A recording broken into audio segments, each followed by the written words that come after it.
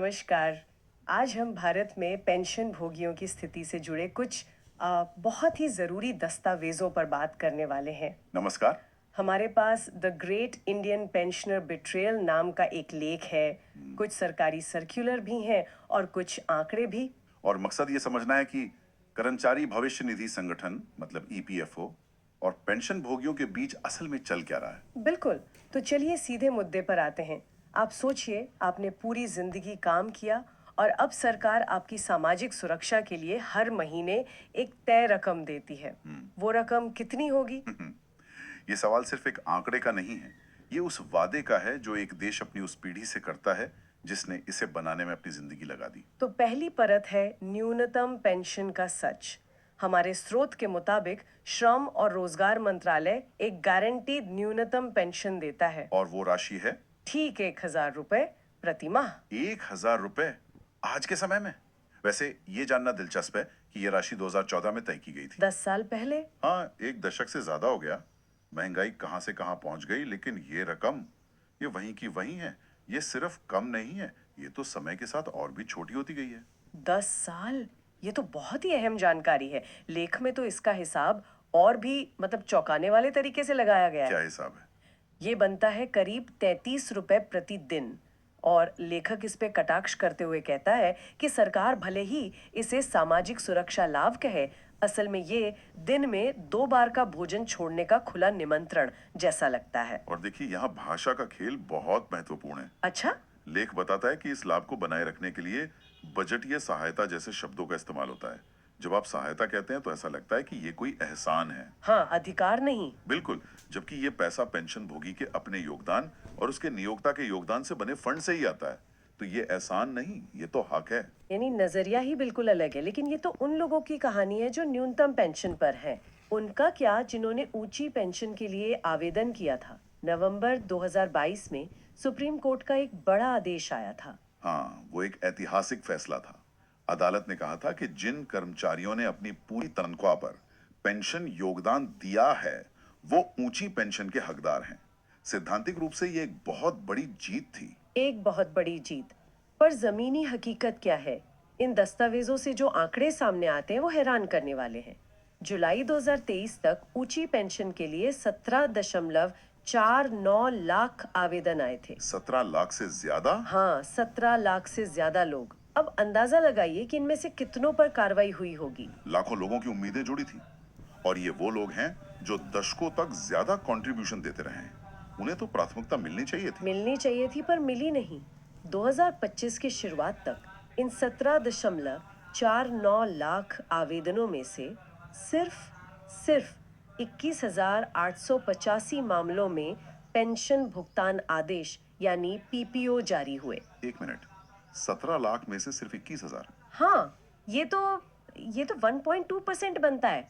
मतलब 98% से ज्यादा लोग आज भी इंतजार कर रहे हैं। 1% से कुछ ज्यादा?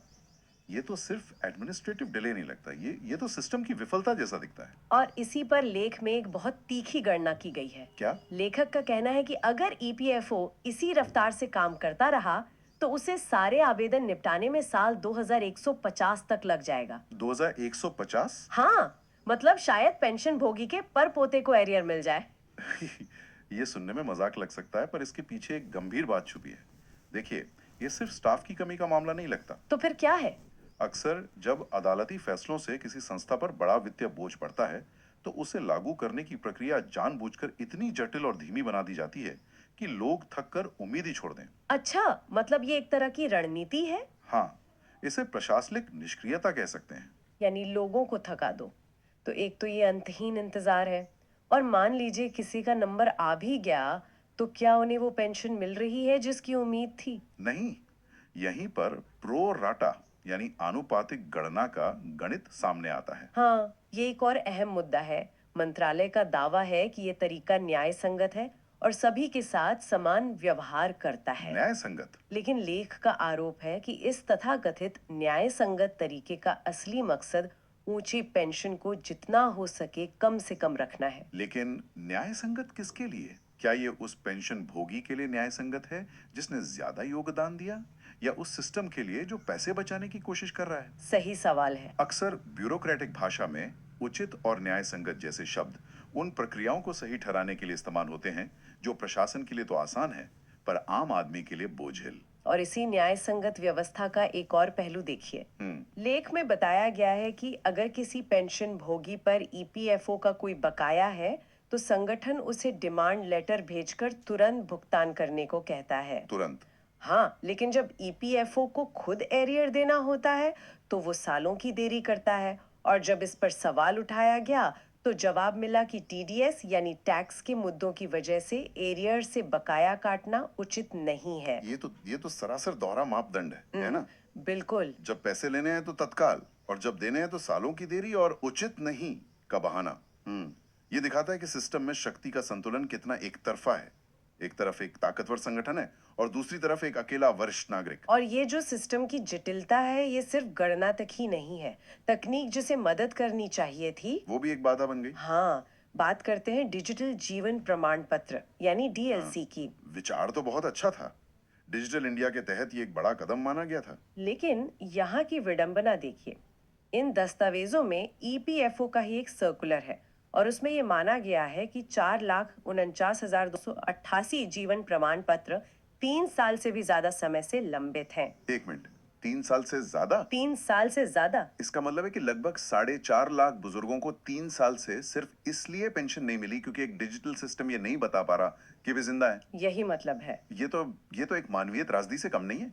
तकनीक जो समाधान बनने आई थी वो खुद एक बहुत बड़ी समस्या बन गई। और इस समस्या का जो समाधान निकाला गया है, वो और भी अजीब है। क्या समाधान है? लेख बताता है कि अब एक विशेष अभियान चलाया जा रहा है। इसमें नए सहायकों को घर घर जाकर इन पेंशन भोगियों को ढूंढने के लिए भेजा जाएगा। ढूंढने के लिए? हाँ, मतलब जिस काम के लिए एक हाईटेक डिजिटल पोर्टल बनाया गया था, वो जब फेल हो गया, तो अब लोगों को वाकई में खोजने के लिए टीमें भेजी जा रही हैं। ये डिजिटल इंडिया की कहानी का दूसरा पहलू है। जब डिजिटल सिस्टम फेल होता है तो उसका सबसे ज्यादा खामियाजा उन्हीं लोगों को भुगतना पड़ता है जिनके पास आवाज या विकल्प कम होते हैं। सही बात है। पेंशन भोगियों को खोजने के लिए टीमें भेजना, ये लाइन अपने आप में एक पूरी कहानी कहती है। ये सिर्फ तकनीक की विफलता नहीं, बल्कि योजना की विफलता को भी दर्शाता है। जाहिर है, जब सिस्टम हर तरफ से निराश करे तो लोग क्या करते हैं? जैसा कि स्रोत बताता है, वे सड़कों पर उतरते हैं। उन्होंने ईपीएफओ मुख्यालय के बाहर एक बड़ा विरोध प्रदर्शन किया। उनकी मांगे बहुत सीधी और स्पष्ट हैं। और वो मांगे क्या हैं? सिर्फ ऊंची पेंशन नहीं, उससे कहीं ज्यादा बुनियादी। पहली, 1,000 रुपए की न्यूनतम मासिक पेंशन को बढ़ाकर कम से कम 7,500 किया जाए। 7,500। दूसरी, महंगाई भत्ते यानी डीए को फिर से बहाल किया जाए। और तीसरी, उन्हें उचित चिकित्सा लाभ दिए जाएं। ये मांगे दिलचस्प हैं। 7,500 रुपए की मांग सिर्फ एक मनमाना आंकड़ा नहीं है। डीए की बहाली का मतलब है पेंशन को महंगाई से बचाना। और चिकित्सा लाभ, ये तो बुढ़ापे की सबसे बड़ी जरूरत है। बिल्कुल। और समिति के अध्यक्ष का एक बयान है जो पूरी स्थिति का सार बताता है।